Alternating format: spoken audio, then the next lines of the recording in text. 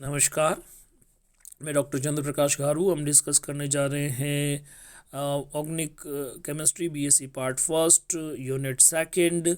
Stereo chemistry की हम बात कर रहे थे। उसमें हमने बात की थी समिति के तत्वों की बात की थी। प्रकाशिक समानता के अंतर्गत हमने दो किरल कार्बन परमाणु युक्त यौगिकों में किरलता या प्रकाशिक समानता की बात की। उसके बाद में हमने बात किया डीएल नोमेनक्लेचर या डीएल अभिविन्यास के बारे में, कॉन्फ़िगरेशन के बारे में बात की। और हम आज बात करने आरएस नोमेनक्लेचर।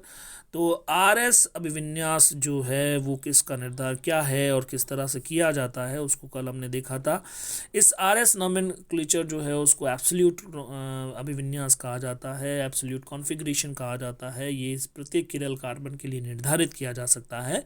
तो इसमें हम देखते हैं कि आरएस नोमेनक्लेचर जो है उसमें सबसे पहले दो नियमों के आधार पर, दो नियमों का पालन करके हम आरएस नोमेनक्लेचर को कर सकते हैं। उसमें सबसे पहला हम देखते हैं प्रायिकता का नियम, प्रायोरिटी लो। और दूसरा रूल्स जो है वो वरीयता या प्रायिकता का नियम फर्स्ट है। सेकंड जो है वो हम देखेंगे कि क्रम जो है वो किस तरह से होता है। तो प्रायिकता का निर्धारण जो है हम किस तरह से करते हैं।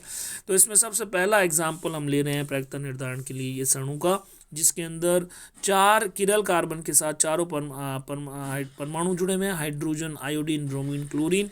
चारों के परमाणु क्रमांक के आधार पर हमें प्रायिकता का निर्धारण करना है। जिसका परमाणु क्रमांक सबसे ज़्यादा उसको फर्स्ट प्रायोरिटी, जैसे आयोडीन का परमाणु क्रमांक सबसे ज़्यादा है, फर्स्ट प्रायोरिटी दे दी। फिर दूसरी प्रायोरिटी ब्रोमीन को दी, तीसरी प्रायोरिटी क्लोरीन को, और चौथी प्रायिकता जो है वो हाइड्रोजन को प्राप्त होती है। तो चारों समूहों की प्रायिकता का निर्धारण करना सबसे पहला काम है। तो प्रायिकता निर्धारण एक तो परमाणु क्रमांक के आधार पर किया जाता है, जैसा कि इस एग्जाम्पल में। दूसरा, प्रायिकता का निर्धारण करने के लिए हम क्या करते हैं, जैसे कि समस्थानिक जो होते हैं उनके परमाणु क्रमांक समान होते हैं। तो उसकी स्थिति में यदि किरल कार्बन से दो या अधिक समस्थानिक जुड़े होते हैं, समस्थानिक क्या होते हैं, जिनके परमाणु क्रमांक तो समान होते हैं लेकिन परमाणु द्रव्यमान भिन्न होते हैं, उन्हें आइसोटोप कहा जाता है, समस्थानिक कहा जाता है। यदि एक किरल कार्बन से दो या अधिक समस्थानिक जुड़े होते हैं तो परमाणु भार के आधार पर प्रायिकता का निर्धारण किया जाता है। फर्स्ट केस के अंदर आपने परमाणु क्रमांक के आधार पर प्रायोरिटी को असाइन किया था। सेकंड जो एग्जांपल में है उसमें प्रायिकता का निर्धारण परमाणु क्रमांक के आधार पर नहीं करके परमाणु भार के आधार पर किया जाता है, क्योंकि समस्थानिकों का परमाणु क्रमांक समान होता है। समान परमाणु क्रमांक के आधार पर आप प्रायोरिटी को असाइन नहीं कर पाएंगे। इस कारण से परमाणु भार या परमाणु द्रव्यमान के आधार पर प्रायिकता का निर्धारण किया जाता है, जैसा कि सेकंड एग्जांपल के अंदर आप देख सकते हैं। इसके अंदर आप देखिए कि हाइड्रोजन जुड़ा हुआ है, ड्यूटेरियम जुड़ा हुआ है, आयोडीन और ब्रोमीन। तो सबसे पहले जहाँ पे समस्थानिक नहीं है वहाँ पे तो प्रायिकता का निर्धारण किसके आधार पर कर दीजिए, परमाणु क्रमांक। यानी कि ब्रोमीन और आयोडीन जो एक दूसरे के समस्थानिक नहीं है, वहाँ पे प्रायोरिटी को किसके आधार पर, परमाणु क्रमांक के आधार पर असाइन कर दीजिए। आयोडीन को फर्स्ट प्रायोरिटी दे दीजिए, ब्रोमीन को सेकंड प्रायोरिटी दे दीजिए on the basis of atomic number, परमाणु क्रमांक। लेकिन हाइड्रोजन और ड्यूटेरियम दोनों के परमाणु क्रमांक एक ही होते हैं। इस कारण से, क्योंकि ये समस्थानिक है, इस परमाणु भार के आधार पर प्रायिकता का निर्धारण किया जाएगा। हाइड्रोजन का परमाणु द्रव्यमान 1 होता है, जबकि ड्यूटेरियम का परमाणु द्रव्यमान 2 होता है। तो अब ज़्यादा परमाणु द्रव्यमान किसका है, ड्यूटेरियम का है। इस कारण से इसको थर्ड प्रायोरिटी मिलेगी, जबकि हाइड्रोजन का परमाणु द्रव्यमान कम होने के कारण इसकी प्रायिकता कितनी आ जाएगी, 4 आ जाएगी। इसको 4 प्रायोरिटी आप यहाँ पे देंगे। अब तीसरा नियम क्या है, यदि किरल कार्बन से जुड़े किन्हीं दो या अधिक समूहों में समान परमाणु सीधे किरल कार्बन से जुड़े हो तो उस अवस्था में प्रायिकता वरीयता का निर्धारण प्रथम परमाणु से जुड़े अन्य परमाणुओं के आधार पर किया जाता है। तो इसमें क्या ये कहना चाह रहा है, देखिए कि यहाँ पे एग्जाम्पल दिया गया है। एग्जाम्पल के अंदर आपको दिख रहा होगा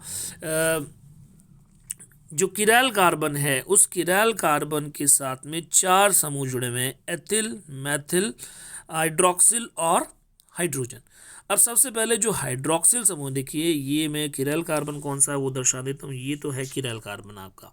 इससे कौन कौन से समूह जुड़े हुए हैं, ethyl group, methyl group, hydroxyl, ये हाइड्रोक्सिल और हाइड्रोजन। तो अब आपको क्या करना है, इन समूहों की वरीयता का निर्धारण करना है। तो सबसे पहली प्रायोरिटी हाइड्रोजन को मैंने हाइड्रोक्सिल को 1 लिखा है क्योंकि ऑक्सीजन जुड़ा है, और ऑक्सीजन का परमाणु क्रमांक देखो, सीधे किरल कार्बन से कौन कौन से परमाणु जुड़े हुए हैं, हाइड्रोजन जुड़ा हुआ है, ऑक्सीजन जुड़ा हुआ है, और 2 जगह पे कार्बन जुड़े हुए हैं। तो अब 2 जगह पे जो सीधे कार्बन जुड़े हुए हैं तो उनके ऊपर वरीयता का निर्धारण कार्बन के परमाणु क्रमांक के आधार पर नहीं किया जा सकता क्योंकि दोनों का ही परमाणु क्रमांक समान है। अब ऑक्सीजन परमाणु क्रमांक सबसे ज्यादा है, उसको फर्स्ट प्रायोरिटी दे दीजिए।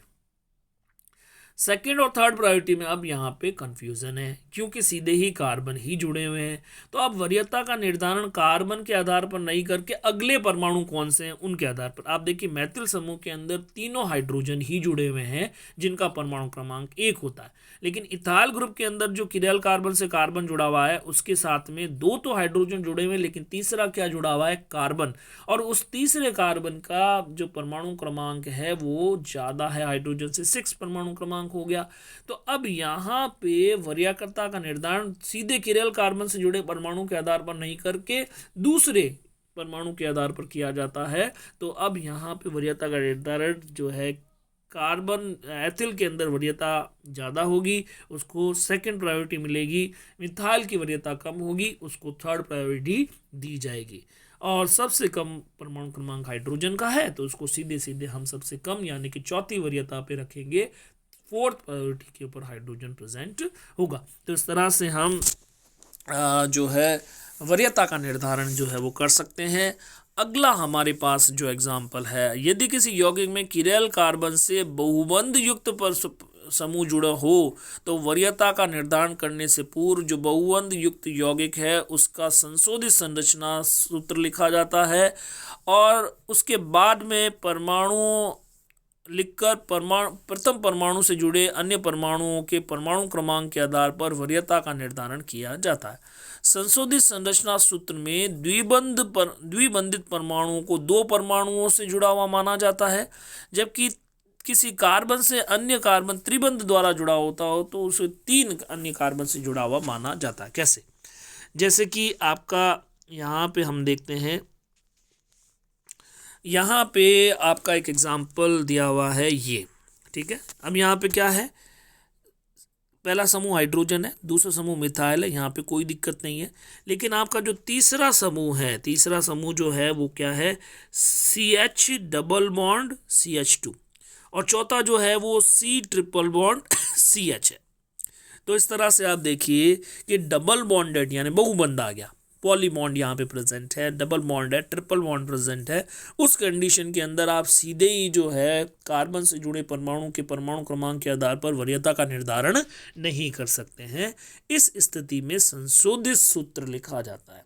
उस संशोधित सूत्र में जो डबल बॉन्ड से, जैसे कि यहाँ पे आपका एग्जाम्पल है, ये समूह है, ये क्या है, यहाँ पे जो किरल कार्बन से कार्बन जुड़ा हुआ है वो डबल बॉन्ड से कार्बन से जुड़ा हुआ है। तो अब आप यहाँ पे क्या मानेंगे, ये 2 कार्बन से जुड़ा हुआ है, जैसे कि ये वाला है। अब यहाँ पे आपको देखना है कि 2 कार्बन से जुड़ा हुआ, इसको मान के आपको स्ट्रक्चर वापस लिखना है। जैसे कि ये तो किरल कार्बन है। अब यहाँ पे आप ये देखिए, यहाँ पे मैंने देखा है कि एक तो ये जो कार्बन है ये इस कार्बन से भी जुड़ा हुआ है और इस कार्बन से, ये संशोधित सूत्र हमने लिखा। अब इसी तरह से ये जो कार्बन है ये भी डबल बॉन्ड से कार्बन से जुड़ा हुआ है, तो यहाँ पर भी ये भी, एक तो ये कार्बन और दूसरा ये कार्बन, इस तरह ये वाला कार्बन इस तरह से जुड़ा हुआ है। इस कारण से ये जो है वो संशोधित सूत्र हो गया। अब ट्रिपल बॉन्ड में, जैसे ट्रिपल बॉन्ड में ये कार्बन है तो ये कार्बन अब कितने ट्रिपल बॉन्ड से कार्बन से जुड़ा हुआ है, यानी कि 3 कार्बन। 3 कार्बन कौन से, 1 2 and 3, 3 कार्बन से जुड़ा हुआ है। मैं वापस रेज करके वापस बनाता हूँ। ये कार्बन ट्रिपल बॉन्डेड स्ट्रक्चर की हम बात कर रहे हैं। ये कार्बन जो है वो ट्रिपल बॉन्डेड है और 3 ट्रिपल बॉन्ड से, तो हमें 3 कार्बन से जुड़ा हुआ। कैसे, जैसे इसकी ये कार्बन 3 अन्य कार्बन कौन से, 1 2 और 3 अन्य कार्बन से जुड़ा हुआ माना जाएगा। इसी तरह से ये कार्बन, दूसरा जो कार्बन है ट्रिपल बॉन्डेड, ये वाला ये है। अब ये भी 3 कार्बन से जुड़ा हुआ, जैसे 1 2 3, बाकी चौथा क्या हाइड्रोजन है, वो हाइड्रोजन जुड़ा हुआ है, उसको नहीं देखना है। ट्रिपल बॉन्ड से कार्बन से जुड़ा हुआ है, यानी कि 3 कार्बन से ये जुड़ा हुआ है, तो इसको आपको इस तरह से मानना है। अब जैसे आपका समूह होता CHO, फॉर्मेल्डिहाइड। फॉर्मेल्डिहाइड के अंदर क्या होता है, C double bond OH, aldehyde group है। अब एल्डिहाइड ऑक्सी ग्रुप यदि प्रेजेंट है, उसका संशोधित सूत्र यदि आपको लिखना है तो किस तरह से संशोधित सूत्र लिखा जाएगा। तो अब इसमें क्या है, आप देखिए ये कार्बन है, मैंने कार्बोनाइल कार्बन लिखा, यहाँ पे क्या हो गया हाइड्रोजन, ये तो जुड़ा हुआ है ये। अब ये डबल बॉन्ड से ऑक्सीजन से जुड़ा हुआ है, यहाँ पे देखिए ये डबल बॉन्ड से ऑक्सीजन के साथ में जुड़ा हुआ है, तो आप क्या कहेंगे 2 ऑक्सीजन से जुड़ा हुआ है, तो ये एक ऑक्सीजन आपने बना दी, दूसरी ऑक्सीजन यहाँ पे इस तरह से आप ड्रॉ कर देंगे। अब इसी तरह से ऑक्सीजन को देखेंगे, ऑक्सीजन जो है वो डबल बॉन्ड से कार्बन से जुड़ा हुआ है, तो एक कार्बन तो ये हो गया, दूसरा कार्बन आप यहाँ बना देंगे। तो इस तरह से आप संशोधित सूत्र जो है वो लिख सकते हैं किसी भी परमाणु, किसी भी सूत्र समूह के लिए जो कि पॉलीबॉन्डेड है या बहुबंध से बंधित है। तो अब हमें इस तरह से सूत्रों को लिखने के बाद में अब हमें क्या करना है, वरीयता का निर्धारण करना है दूसरे परमाणु, क्योंकि सीधा तो वही जुड़ा हुआ है। जैसे एसिटिलीन में भी CH डबल बॉन्ड CH के अंदर भी सीधा किरल कार्बन से जुड़ा हुआ परमाणु कार्बन है, और acetylene C triple bond CH के अंदर भी सीधा जुड़ा हुआ कार्बन परमाणु जो कार्बन है, उसके आधार पर वरीयता का निर्धारण नहीं हो सकता।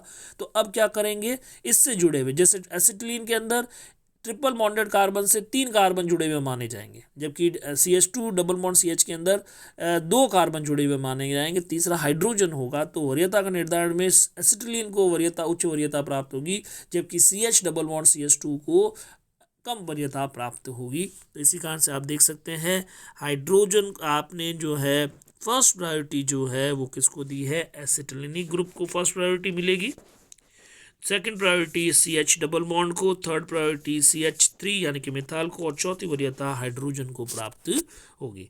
तो first priority, second priority, third priority का निर्धारण इस तरह से किया जा सकता है। अब RS विन्यास का निर्धारण आपको करना है।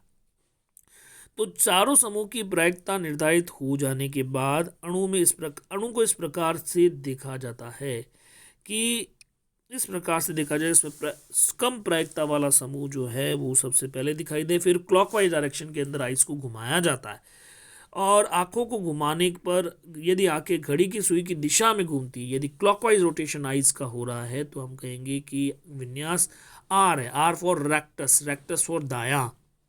और यदि एंटी क्लॉकवाइज डायरेक्शन के अंदर आपकी आइज रोटेट होती है तो S कॉन्फ़िगरेशन मिलेगा, यानी कि सिनिस्टर, सिनिस्टर यानी माया। तो यहाँ पे मैं एक एक एग्जांपल आपको बताता हूँ कैसे RN कॉन्फ़िगरेशन है और क्यों S कॉन्फ़िगरेशन यहाँ पे दर्शाया गया है। तो फर्स्ट एग्जांपल हम देखते हैं। देखिए, आपको यहाँ ध्यान रखना है कि जो सबसे लीस्ट प्रायोरिटी का ग्रुप है वो तो दृष्टा की और दूर होगा, और बाकी के जो 3 समूह हैं उसको इस तरह से विजुलाइज करना है कि वो दृष्टा की ओर है। जैसे कि अब आप देखिए कि टेट्राहेड्रल कार्बन है, टेट्राहेड्रल कार्बन मीथेन का एग्जांपल आपको यदि विजुलाइज कर सके तो विजुलाइज कीजिए। इसके अंदर 3 हाइड्रोजन जो है वो 3 तो एक ही तल में होते हैं, कार्बन जो है उस तल के ऊपर होता है, और चौथा जो है उस ऊपर कार्बन के ऊपर प्रोजेक्टेड रहता है। तो जो कार्बन के ऊपर वाला प्रोजेक्ट है तो उसको तो मान लीजिए वो दृष्टा से दूर है, बाकी के 3 जो एक ही तल में समूह उपस्थित है उनको दृष्टा की ओर मानकर आपको विजुअलाइजेशन करना है। और उसके आधार पर आप देखिए आयोडीन, आयोडीन से आप गए ब्रोमीन, ब्रोमीन से आप गए क्लोरीन, तो रोटेशन कैसा होता है, क्लॉकवाइज रोटेशन, क्लॉकवाइज यानी रेक्टस यानी कि R अभिविन्यास इसको प्राप्त होगा। इसमें भी देखिए लीस्ट प्रायोरिटी का ग्रुप है हाइड्रोजन, उसको दृष्टा से दूर मान लीजिए। अब बाकी कौन से बचे, ये एक iodine, then bromine, then deuterium, यानी कि अगेन क्लॉकवाइज रोटेशन। तो आपको अभिविन्यास क्या देना है, R कॉन्फ़िगरेशन आप यहाँ पे देंगे। फिर आप देखिए अगला एग्जांपल, इसके अंदर भी configuration priority hydroxyl, least priority hydrogen, उसको आपको कंसीडर नहीं करना, वो दृष्टा से दूर माना जाएगा। हाइड्रोक्सिल फर्स्ट, फिर मिथाइल, फिर इथाइल, क्लॉकवाइज रोटेशन।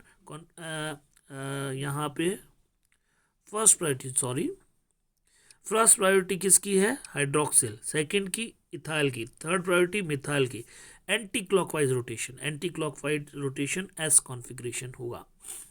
फिर आपका अगला एग्जांपल ये है, इसके अंदर आप देखिए फर्स्ट प्रायोरिटी आपने जो है वो किसको दी है, एसिटिलीन को दी है, second C H double bond CH2 को। तो यहाँ पे फर्स्ट प्रायोरिटी वाला ग्रुप ये है, फिर सेकंड प्रायोरिटी का, और फिर ये मिथाइल एंटी क्लॉकवाइज रोटेशन यहाँ पे भी हो रहा है, S कॉन्फ़िगरेशन आपको मिल जाएगा।